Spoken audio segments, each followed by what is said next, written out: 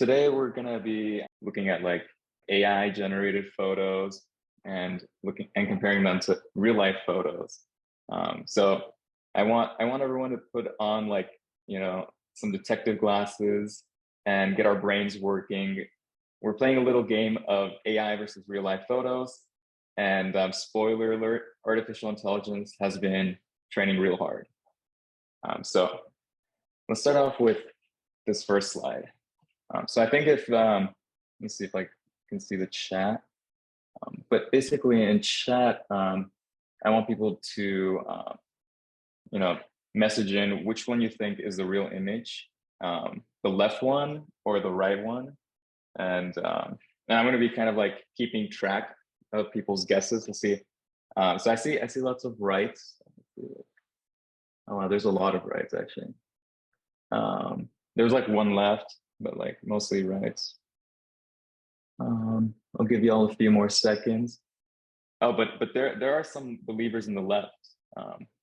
I don't think I have enough time to tally it up, but we're starting kind of easy. This first example, if you look at the branches actually in the first image, I think that's what kind of gives it away. So whoever voted for right, you got it. The right image was the right one. Okay. So we started easy. Okay, round two. What do y'all think about this one? So which one is the real image? Left one or right? Let me see if I can kind of keep track of the tallies here. Okay, so we have a left. Whoever voted for left, y'all got it. I think y'all are actually pretty good at this game. Okay. So I'm pretty impressed. Don't worry, this isn't Hogwarts, and there's no magic here. It's all AI. But let's check out the final round. All right. So obviously I've saved the hardest for last. So which one do y'all think is the real image? Left or right? Okay, I see lots of rights. Left. It's like people are thinking like, oh, is this a trick question? Like looking at the hands, it's like maybe it's not the one that I think it is. It's tricky. I think it's tricky, y'all. So have y'all ever played Two Truths and a Lie? Well, yeah, sorry to break it to you, but this final round is the lie. So both of these were generated by Midjourney. So sorry, y'all. I didn't mean to trick y'all, but yeah. So now that hopefully your minds are hopefully slightly blown, let's see how this wizardry, I mean like ML works. So have y'all heard of diffusion models? So here are kind of like these products that typically are used to generate images. I think most of these were generated with Midjourney, but there's like Dall-E, there's like Bing image creator now. So I assume some people have probably at least like heard of these or seen some online content about these products. Now, diffusion models, this isn't like a new line of fashion models, right? So let's see, how do diffusion models work? I mean, this kind of machine learning, there's a lot of math behind it. And, but I don't want to get like stuck in the details. Like essentially, a diffusion model is a type of generative model used in machine learning that creates new data samples that resemble the training data. And what it does is it reverses this thing called like diffusion, and it like smooths out differences in concentration. In this case, we're working with the distribution of pixels in an image. Okay, let's break it down. There are some like much more simpler steps for diffusion. So like step one is initialization. So you start off with an image. You can pick an image, any image. It could be your selfie, a dog, your homework, doesn't matter. Step two is you add noise. you can think of this as like progressively adding small layers of like static noise on top of your image. And you kind of keep adding this noise until your image looks like completely random noise. And the final step is use neural networks to try to reverse this process. And I think the trick here is that we don't remove all of the noise at once. We do it like one step at a time.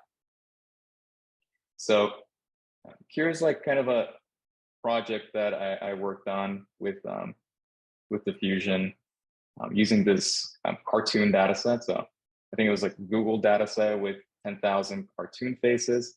You take an image like this. Here we have a really cool guy with some like, I think these are heart-shaped glasses. And what we do is we add noise a little bit at a time. So as you see, kind of like in the beginning, you can still kind of see like the face, but then towards the end, it's just, it's just like random pixels. And so, once we get to this point, how do we reverse this?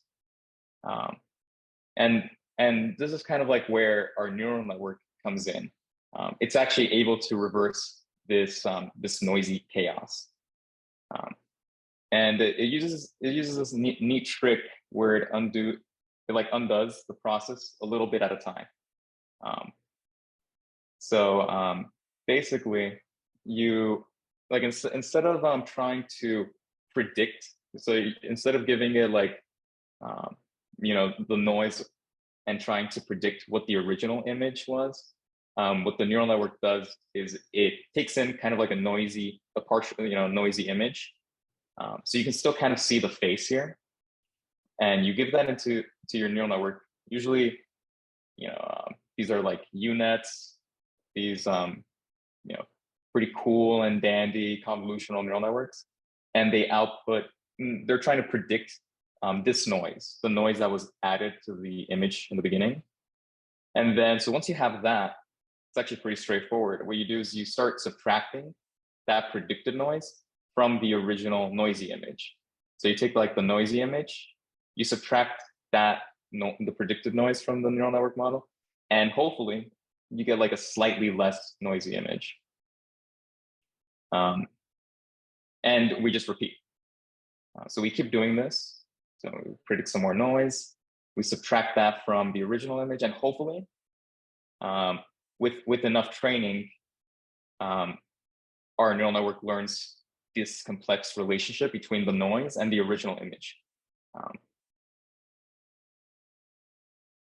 So now we can take random Gaussian noise, think static TV signal meets crazy abstract painting, and we can generate beautiful cartoon faces.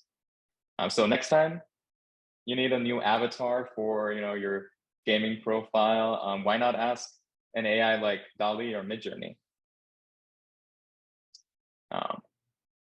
Okay, let's take a step back. Let's get serious for a moment, a little bit. So all fun and games aside, could these diffusion models create fake images, that are harmful? And how can we address this? So this has been something that's been talked about recently. There's been like, I guess this is like related to like deep fakes, for example. So something to think about. I don't know if I necessarily want y'all to like write a paragraph or something in the chat, but yeah, I think this is like a point to bring up.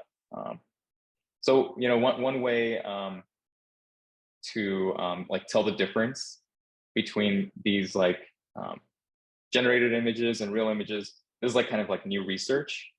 But yeah, so one cool method is tree ring watermarks, and we're not talking about those things you find in old trees. These watermarks are applied in like the latent space. It's like at the very beginning of the diffusion process. Like one way to think about it is it's kind of like a birthmark. for AI generated images, and it makes it easy for those who generate these images to kind of keep track that these are in fact generated.